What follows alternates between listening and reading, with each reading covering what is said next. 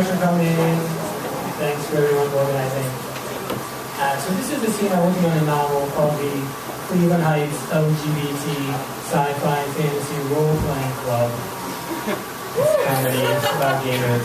And this is a scene. Oh, louder? Is that my partner in the back? Yes. Can you hear me now? Yes. Okay, this is a scene from the novel. This is the scene from the novel I'm working on. Ben stood in the basement doorway and called, "Mom, have you seen my dice bag up there?" "What dice bag, sweetheart?" "My only dice bag." How could she have no idea what he was talking about? She had yelled at him an uncountable number of times for leaving it lying around.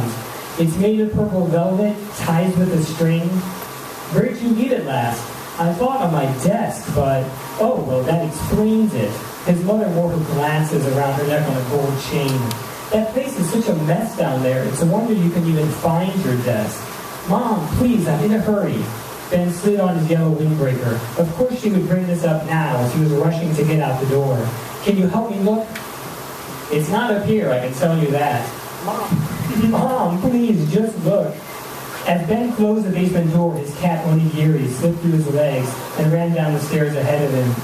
Ben kicked past piles of dirty clothes, dirty dishes, and empty beer cans. He pushed aside stacks of books and comics on his desk.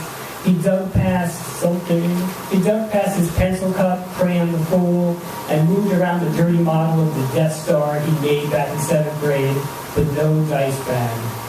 Last Thursday, after gaming, he had come in through the front door, not the cellar door, because he was starving and he wanted something to eat. He slipped into the kitchen, warmed up some macaroni and cheese, and then crept downstairs without turning on a light.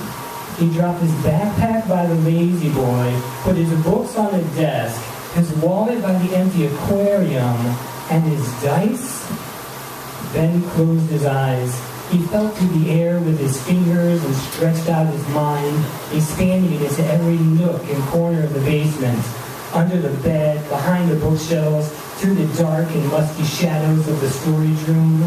"Little dice, lucky dice, where art thee? Appear before me on the count of 3. 1, 2, 3. Ben glanced at the floor between his feet. Nothing. He looked at his desk. Onigiri looked back, blinking, as dust settled upon the Death Star. God, he was an idiot. What was he thinking? Magic doesn't exist. Those dice were just dumb pieces of plastic. He knew that, and still he was such a weirdo all the time. No wonder he couldn't find a boyfriend. He collapsed onto the lazy boy.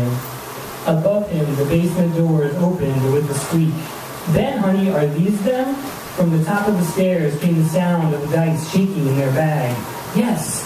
He dashed up the steps, and his mother dropped the velvet pouch into his hand. "Thanks." They were on the floor and next to the couch. "But I looked there." Sometimes, when you're in a rush, you don't see things that are right in front of your face. "And sometimes," Ben said, "objects of power don't reveal themselves to the mortal plane unless called forth with a summoning spell." "You've been playing too many of those games."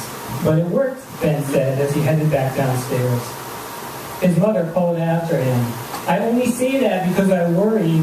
You have to think about the real world too, you know. Think about your future. You're almost 30 after all." "Mom, I'm 27. "That's almost 30 in my book." "Mom, stop." They had already talked a million times about his future.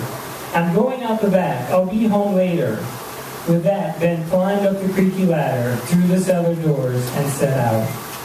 Thank you. Thank you, guys.